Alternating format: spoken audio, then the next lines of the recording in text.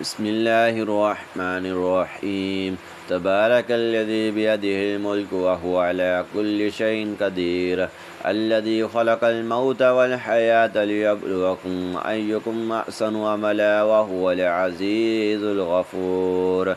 الذي خلق 7 سماوات طباقا ما ترى في خلق الرحمن من تفاوت فارجع البصر هل ترى من فتور ثم ارجع البصر كرتين ينقلب إليك البصر خاسئا وهو حسير ولقد زينا السماء الدنيا بمصابيح وجعلناها رجوما للشياطين واعتدنا لهم عذاب السعير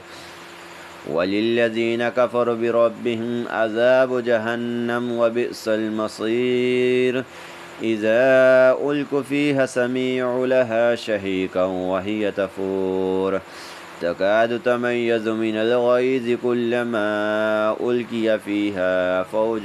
سألهم خزنتها ألم يأتكم نذير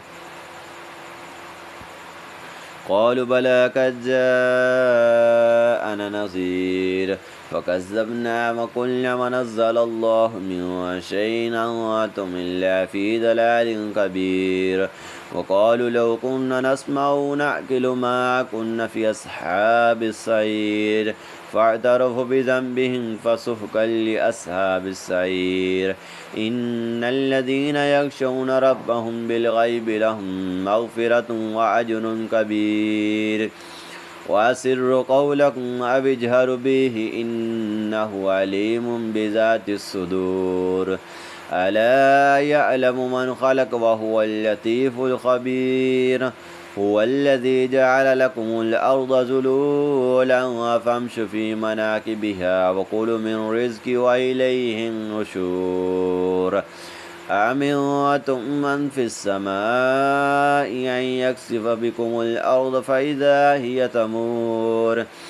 أم أمنتم من في السماء أن يرسل عليكم حاسبا فستعلمون كيف نذير ولقد كذب الذين من قبلهم فكيف كان نكير أولم يروا إلى الطير فوقكم صافات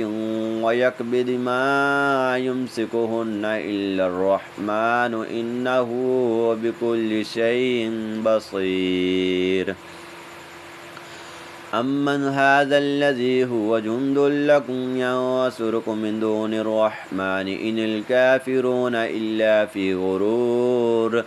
أمن هذا الذي يرزقكم إن أمسك رزق بل لجوا في أتوم ونفور أفمن يمشي مكبا على وجهه أهدى أمن يمشي سويا على صراط مستقيم قل هو الذي أنشأكم وجعل لكم السمع والأبصار والأفئدة قليلا ما تشكرون قل هو الذي ذرأكم في الأرض وإليه تؤشرون ويقول متى هذا الوعد إن كنتم صادقين قل إنما العلم عند الله وإنما أنا نذير مبين فلما روه زلفة سيئت وجوه الذين كفروا وقيل هذا الذي كنتم به تدعون قل أرأيتم إن أهلكني الله من معي أو رحمنا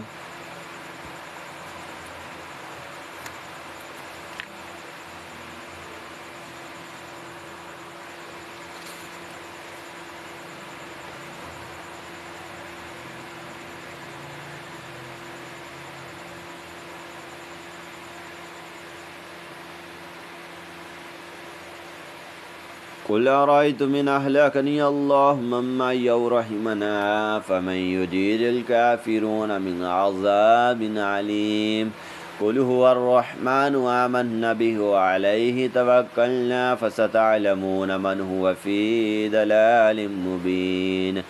قل أرأيتم إن أصبح